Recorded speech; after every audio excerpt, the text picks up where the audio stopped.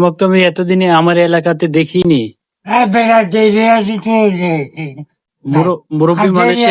মুরব্বী মানুষের দোয়া নিতে, হ্যাঁ তুমি দোয়া টোয়া করবা না?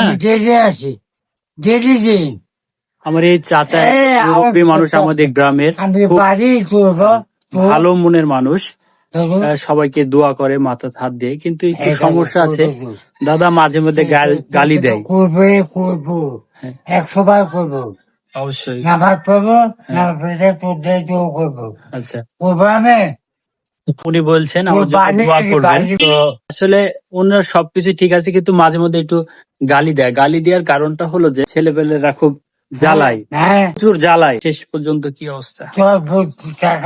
বটতলা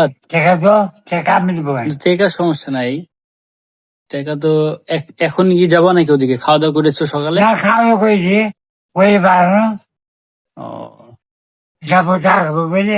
কি খাওয়া দাওয়া করলে সকালে? হ্যাঁ, সকালে ওখানে রুটি আর সামাই হ্যাঁ, নাস্তা। আচ্ছা, তাহলে এই দিক থেকে আসবা কখন?